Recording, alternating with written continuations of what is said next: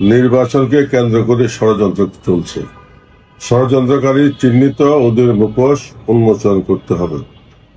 আমি বিগত 4 দিন প্রচারণা সহ প্রয়াত নেতা কর্নেল আজিমের কবর জিয়ারত, আমাদের প্রয়াত সাবেক সংসদ সদস্য এটিএম আলমগীর সাহেবের কবর জিয়ারত সহ বিভিন্ন মহলের নেতৃবৃন্দের সাথে মত বিনিময় উঠান বৈঠক করে গত রাত্রে আমি ঢাকায় আসি।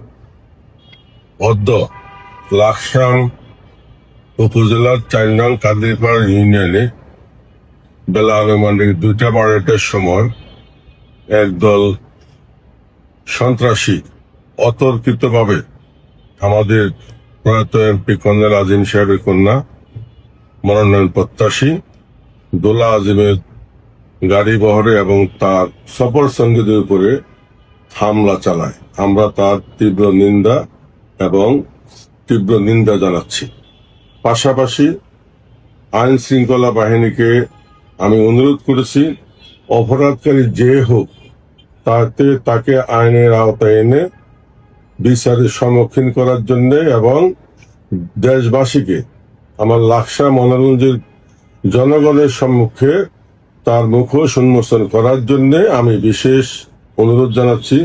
পাশাপাশি লাকসাম মনোরঞ্জের আমার যে শান্তিপ্রিয় জনগণ এবং ভাই বোনেরা আছেন, ওনাদের প্রতি, আপনাদের প্রতি আমার উদাত্ত আহ্বান, ষড়যন্ত্রকারীদের এই সমস্ত ষড়যন্ত্রে আপনারা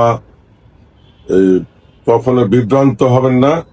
আমি আমার নেতা কর্মীদেরকে বারবার অনুরোধ করছি, আপনারা শান্ত হন, ধৈর্য ধারণ করুন, সবাই ধৈর্য ধারণ করুন।